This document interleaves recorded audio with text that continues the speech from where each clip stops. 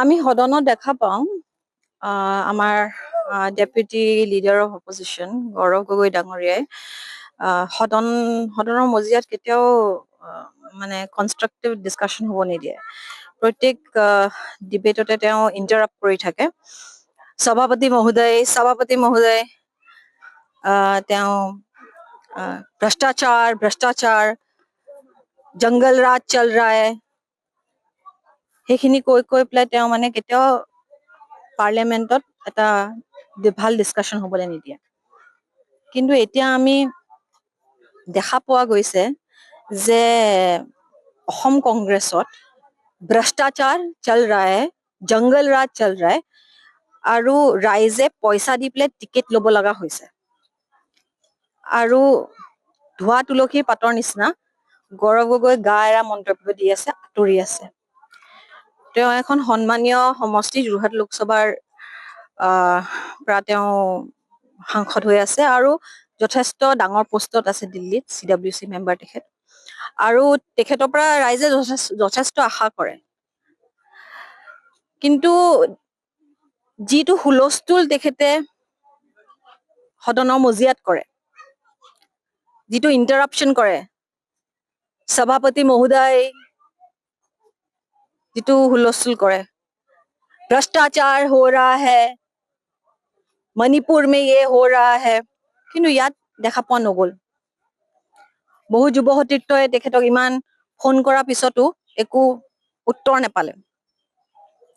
সেইকাৰণে দুখ লাগে।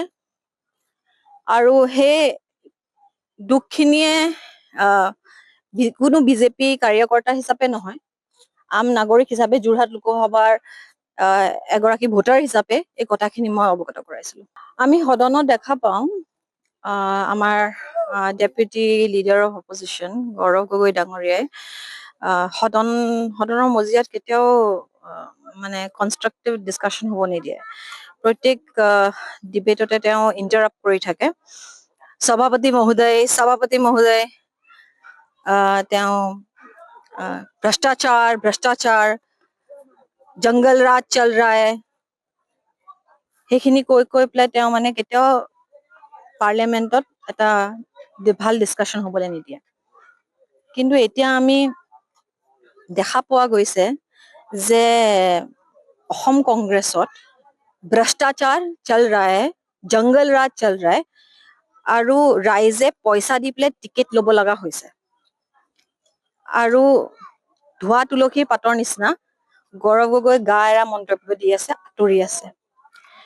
তেওঁ এখন সন্মানীয় সমষ্টি যোৰহাট লোকসভাৰ পৰা তেওঁ সাংসদ হৈ আছে আৰু যথেষ্ট ডাঙৰ পোষ্টত আছে দিল্লীত, CWC মেম্বাৰ তেখেত। আৰু তেখেতৰ পৰা ৰাইজে যথেষ্ট আশা কৰে। কিন্তু যিটো হুলস্থুল তেখেতে সদনৰ মজিয়াত কৰে, যিটো ইণ্টাৰাপশ্যন কৰে, সভাপতি মহোদয় যিটো হুলস্থুল কৰে, ভ্ৰষ্টাচাৰ हो रहा है, মণিপুৰ में ये हो रहा है, কিন্তু ইয়াত দেখা পোৱা নগ'ল। বহু যুৱ সতীৰ্থই তেখেতক ইমান ফোন কৰাৰ পিছতো একো উত্তৰ নাপালে। সেইকাৰণে দুখ লাগে।